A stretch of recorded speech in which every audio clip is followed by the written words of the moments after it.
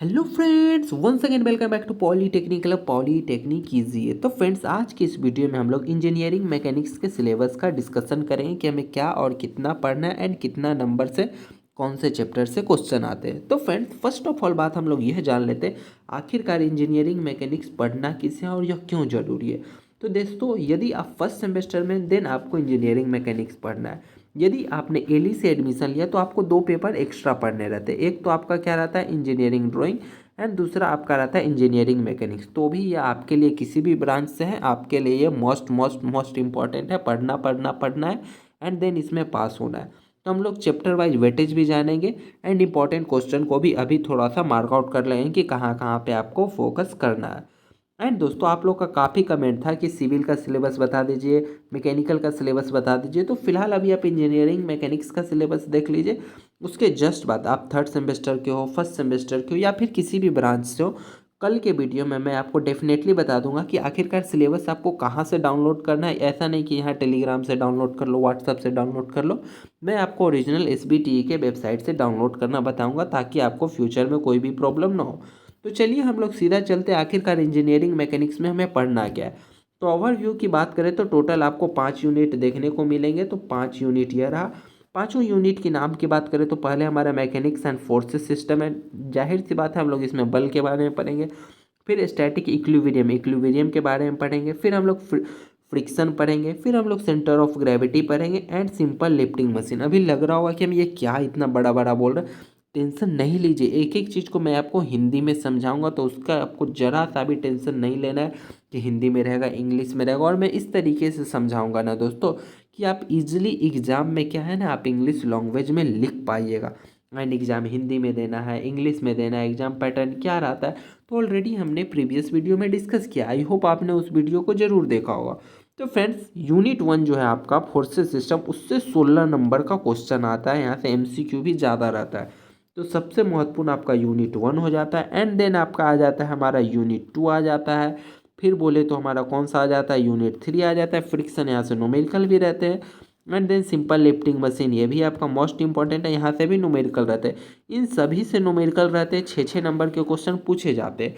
कुछ selective question है जो हर बार पूछे जाते हैं। मैं आपको जैसे ही एक यूनिट कंप्लीट करूंगा ना, उसका PYQ क्वेश्चन भी कराऊंगा। अब जरा सा हम लोग थोड़ा और ओवरव्यू ले लेते हैं आखिरकार हमको मैकेनिक्स एंड फोर्सेस सिस्टम में क्या पढ़ना है। तो इसमें दोस्तों हम लोग सीखेंगे कि किसी भी चीज़ पे यदि आप लोग फोर्स लगाते हैं तो उसका मतलब फोर्स कैसे लगाते हैं, इसका पॉइंट ऑफ एप्लीकेशन क्या रहता है, मतलब कहाँ पे लगाते हैं, फोर्स लगने के बाद क्या चेंजेज आता है। स्टैटिक्स पढ़ेंगे, डायनेमिक्स पढ़ेंगे, स्पेस टाइम, जो रिजिड बॉडी क्या है, जैसे ये बॉडी रिजिड बॉडी होगी तो इससे एवरी ईयर क्वेश्चन पूछे जाते हैं। फिर रेजोल्यूशन ऑफ फोर्सेस, ऑलरेडी आपने 11th या 12th किया होगा तो इसके बारे में थोड़ा थोड़ा पढ़ा होगा। पैरेललोग्राम लॉ, ये सब आप ऑलरेडी पढ़ चुके हैं। अगर नहीं पढ़े हैं कोई बात नहीं, मैं आपको एक एक टर्म को क्या करेंगे, पहले हम लोग 1.1 उठाएंगे। फिर इसमें क्या पढ़ेंगे, मैकेनिक्स का डिफिनीशन देखेंगे। फिर अप्लाइड मैकेनिक्स पढ़ेंगे, फिर स्टैटिक्स पढ़ेंगे, फिर डायनेमिक्स पढ़ेंगे। हिंदी एंड इंग्लिश में ही हम लोग करते चलेंगे। यानी यूनिट 1 से आप सिर्फ यह सीखिएगा कि फोर्स कैसे लगता है, उसका क्या रिएक्शन होता है, ठीक है। देन यूनिट 2 में हम लोग क्या सीखेंगे, तो यूनिट 2 में हम लोग सीखेंगे इक्विलिब्रियम। कहने का मतलब है, जैसे देख रहे हैं ये बच्चा को देखिए कैसे मस्त बैलेंस बना के बैठा हुआ है। इधर भी देखिए, एक इधर है एक इधर खड़ा है, दोनों कैसे एक दूसरे से बैलेंस बना के बैठा है। तो हम लोग यही देखेंगे कि कोई भी बॉडी, जैसे बॉडी कहने का मतलब क्या, मैं आगे आपको डिफिनीशन बताऊंगा। अभी सब चीज़ आपके बॉडी है, आपके पास में मोबाइल होगा, बेड होगा, अलमारी होगा, वो भी एक तरीके से बॉडी ही है, ठीक है। तो वो किस तरीके से इक्विलिब्रियम, इक्विलिब्रियम क्या है, इक्विलिब्रियम का डिफिनीशन क्या है, इसे कैसे हम लोग मतलब बोले तो डिफाइन करेंगे। तो ये सब चीज़ मैं आपको सिखाऊंगा। फ्री बॉडी डायग्राम क्या होता है, फ्री बॉडी डायग्राम को हम लोग लॉ कैसे करते हैं, ये लेमनीज थ्योरम, लेमनीज थ्योरम का क्या है ना दोस्तों, आपसे थ्योरी भी पूछता है एंड एक आपका क्या पूछता है, न्यूमेरिकल भी। न्यूमेरिकल आपका 6 नंबर में जाएगा या फिर इसका प्रूफ करने का। तो ये सब मैं आपको प्रूफ करना बहुत अच्छे तरीके से आगे बताऊंगा। क्या होता है हमारा बीम, क्या होता है जो हम लोग घर देख रहे हैं ना, तो हम लोग रियल लाइफ में समझेंगे आखिरकार बीम होता कैसे, हिंज बीम क्या है, रोलर बीम क्या है, टाइप्स ऑफ बीम क्या है, कैंटिलीवर जो हम लोग देखते हैं ना, छज्जा बोलते हैं, कैंटिलीवर कैसे, उसमें लोड कैसा लगता है। तो इन सभी चीज़ों को हम समझेंगे और प्रैक्टिकली मैं आपको रियल लाइफ का एग्जांपल दे के बताऊंगा, जिससे कि आपको समझने में और भी आसानी होगी। बात करें थर्ड यूनिट की, तो थर्ड यूनिट क्या है, फ्रिक्शन। यहाँ से आपके एग्जाम में क्या रहेगा, एक तो 4 नंबर में पूछेगा कि एप्लीकेशन ऑफ फ्रिक्शन क्या है, इंजीनियरिंग एप्लीकेशन पूछ लेगा। देन उस न्यूमेरिकल पूछेगा, सेम यही वाला न्यूमेरिकल रहेगा, ऐसा एक डायग्राम रहेगा, इससे एक न्यूमेरिकल रहेगा, या फिर यही सेम इसी न्यूमेरिकल को थोड़ा बड़ा करके 6 नंबर में पूछेगा। ठीक है, इससे ज़्यादा और कुछ नहीं पूछता है। ठीक है, तो फ्रिक्शन में आप देखेंगे ना कि यदि आप इधर से फोर्स लगाते हैं तो इसमें कितना घर्षण गुणांक कितना होता है, कितना फोर्स लगेगा, इसको इक्विलिब्रियम में रुकने के लिए किधर से कितना फोर्स लगना चाहिए, इधर खींच रहा है किधर खींच रहा है। तो इन सभी चीज़ों को समझेंगे हम लोग। इसका फ्री बॉडी डायग्राम बनाएं कि आखिरकार ये यहाँ पे ब्लॉक यदि रखा हुआ है ना, तो इस ब्लॉक पे कौन कौन सा लोड काम कर रहा है। इधर ग्रेविटेशन लग रहा है, इधर से स्लोप है तो ये नीचे जा रहा है। तो इसको क्या, अगर हम लोग इक्विलिब्रियम एक ही पोजीशन पे रखना है तो इधर कितना फोर्स लगाएंगे कि ये इक्विलिब्रियम में रहे। तो इस तरीके का कंडीशन को हम लोग सॉल्व करना सीखेंगे। आपको काफ़ी मज़ा आएगा दोस्तों जब हम लोग ये पढ़ेंगे, तब आप समझिएगा कि फ्रिक्शन का क्या क्या उपयोग है। ठीक है, अब हमारा आता है सेंट्रॉइड। सेंट्रॉइड बोले तो केंद्रक आ गया हमारा, फिर centre of gravity end moment of inertia. ये मोस्ट इंपॉर्टेंट चैप्टर है दोस्तों। यदि आप क्या है ना इंजीनियरिंग मैकेनिक्स को अच्छा से कवर अप कर लेते हैं तो ये आपका आगे का जो हमारे ब्रांच है, जब बोले तो सॉम हो गया, स्ट्रेंथ ऑफ मटेरियल। ठीक है, जब मैं आपका इसका इंट्रोडक्शन वीडियो कराऊंगा ना, इंट्रोडक्शन वीडियो मैं अभी बता दे रहा हूँ, इसका क्लासेस हम लोग 1 अगस्त से स्टार्ट करने वाले।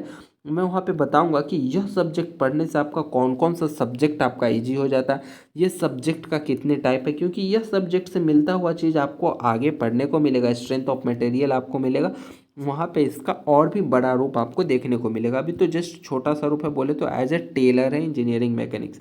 लेकिन यदि आपने बीटेक का फॉर्म भरिएगा ना डिप्लोमा बाद, तो वहाँ पे आपसे इंजीनियरिंग मैकेनिक्स से काफ़ी क्वेश्चन पूछते हैं। तो आप लोग इसको अच्छा से स्ट्रॉन्ग रखिएगा। यदि फ्यूचर में आप एसएससी जेई आरआरबी जेई करेंगे, देन आपको इंजीनियरिंग मैकेनिक्स रहेगा ही रहेगा। ये बोले तो ये कोर पेपर हो जाता है सभी ब्रांचों का। इसमें हम लोग क्या देखेंगे, सेंटर ऑफ ग्रेविटी। जैसे मान लीजिए यह बच्चा क्या है, सीसॉ पे बैठा हुआ है, ये वाला जो झूला पे, तो देखिएगा इसका जो बीच में रहता है ना, ये हमारा क्या है, इसका ये सेंटर है। इस बोले तो यहीं पे केंद्रक है, इधर लोड लगा तो इधर, फिर लगा तो इधर, नहीं तो दोनों आराम से बाहर बराबर में आ जाएगा। तो इस तरीको हम लोग तरीका को देखेंगे कि क्या है, मतलब किसी भी बॉडी है, मान लीजिए यह ट्रेंगल है, तो इसका सेंट्रोइड कहाँ है, इसका केंद्रक कहाँ है, इसका मोमेंट ऑफ इनर्शिया क्या, मोमेंट मतलब इसका घूरना, उसको कैसे घूरने से रोकेंगे। अभी आपको लग रहा हो क्या हम बोल रहे हैं, moment of inertia, centre of gravity, but ये चीज़ आपको पढ़ना है। मैं एक एक चीज़ का डिफाइन करूंगा और हिंदी में लिखूंगा ताकि आपको क्लियर हो जाए कि हम लोग सेंट्रोइड किसको कहते हैं, सेंटर ऑफ ग्रेविटी किसको कहते हैं, मोमेंट ऑफ इनर्शिया किसको कहते हैं। अभी जान लीजिए कि हमको यह चीज़ को पढ़ने को हमें मिलेगा। ठीक है, नेक्स्ट आता है हमारा यूनिट 5। यूनिट 5 आपका मोस्ट इंपॉर्टेंट है और काफ़ी मज़ेदार चैप्टर। इसको पढ़िएगा ना तो आपको रियल लाइफ एग्जांपल आएगा। जैसे बोले तो कि यदि आपने कुआं में बाल्टी डाल के पानी निकालते देखा है, तो आखिरकार इस बाल्टी में यदि इतना पानी है, मान लीजिए 10 kg होगा, 10 लीटर हो गया, ठीक है, तो इस पानी को खींचने के लिए हमें कितना एफर्ट लगाएंगे तो कि यह पानी हमारा बाहर आ जाएगा, और कितना टाइम में आएगा। मतलब इसमें हम देखेंगे कि हम कितना लोड लगाएं, कितना एफर्ट लगाएं, जिससे हमारा मैकेनिकल एडवांटेज बोले तो हमारा काम का ज़्यादा बढ़ जाए। मतलब कम क्षमता लगाएं, कम ताकत लगाएं और ज़्यादा काम को कर ले। हमारा तो लक्ष्य यही ना रहता। क्या है ना, हम भी लोग क्या सोचते हैं, अरे भाई इतना मेहनत नहीं, कुछ सर ऐसा बता दो कि बस 2-3 लाइन पढ़े और बस हम पास हो जाएं। आप लोग भी ऐसा सोचते हैं ना, तो हम लोग भी ऐसा सोचते हैं कि मैकेनिकल एडवांटेज क्या करें, हम लोग बढ़ा के रखें, ठीक ना, कि एफर्ट कम लगाएं और हमारा काम ज़्यादा हो जाए। तो इसमें हम लोग देखेंगे सिंपल लिफ्टिंग मशीन क्या होता है, इसका डिजाइन देखना रहेगा। यहाँ से एक 6 नंबर में न्यूमेरिकल आएगा। सिंपल लिफ्टिंग मशीन में कौन सा आएगा, स्क्रू जैक। ये जो स्क्रू जैक है ना, जिससे हम लोग गाड़ी को उठा के टायर चेंज करते हैं। देन एक स्क्रू जैक वाला क्वेश्चन आएगा, उसका डिजाइन बताएं एंड उसको एक्सप्लेन करें, उसका फॉर्मूला को बताने के लिए। फिर यहाँ से क्वेश्चन आएगा कौन सा, तो एक क्वेश्चन आएगा 6 नंबर में, लोड निकालिए, एफर्ट निकालिए, मैकेनिकल एडवांटेज निकालिए, वेलोसिटी रेशियो निकालिए, इफिशियंसी निकालिए कि मशीन का इफिशियंसी क्या है, लॉ ऑफ मशीन क्या है। यहाँ से एमसीक्यू आता है, तो यह चीज़ आपको पूछा जाएगा। 6 नंबर में क्या पूछा जाएगा, स्क्रू जैक पूछा जाएगा एंड आपसे क्या पूछा जाएगा, ये वन और वन व्हील से एक ही बार क्वेश्चन आया, ज़्यादा नहीं, लेकिन सबसे ज़्यादा बार आपका क्वेश्चन आया है स्क्रू जैक से। तो स्क्रू जैक से आपको क्वेश्चन देखने को मिलेगा। बाकी छोटा छोटा न्यूमेरिकल हमारा यहाँ से मिलेगा। ठीक है, तो ये हमने बताया कार कैसे ऊपर जाता है, कितना लोड लगेगा। देन यही सब चीज़ों को हम लोग यूनिट 5 में काफ़ी अच्छे तरीके से अध्ययन करेंगे।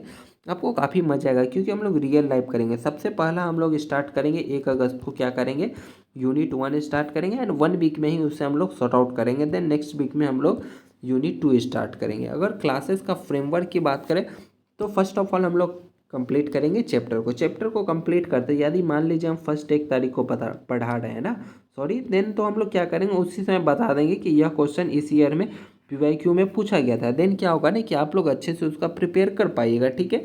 देन जैसे ही एक चैप्टर हमारा कंप्लीट होता है, हम लोग क्या करेंगे, हम लोग उसका VBI MCQ करेंगे एंड सब्जेक्टिव क्वेश्चन करेंगे। इससे पहले क्या था दोस्तों ना, जैसे कि मैंने पहले क्लास कराया था, तो पहले मैंने पूरा चैप्टर नहीं पढ़ा रहे थे दोस्तों। पहले हम क्या करते थे, ओनली हर एक चैप्टर का इंपॉर्टेंट MCQ एंड क्या करते थे, सब्जेक्टिव क्वेश्चन आपको करा के छोड़ देते थे। बट इस बार आप लोग काफ़ी कमेंट कर रहे थे कि क्लासेस कहाँ से करें, क्लासेस कहाँ से करें, ठीक है। तो मैंने आपको एक ऑनलाइन प्लेटफॉर्म बताया जहाँ से फ्री ऑफ कॉस्ट आपकी पढ़ाई होती है, ठीक है।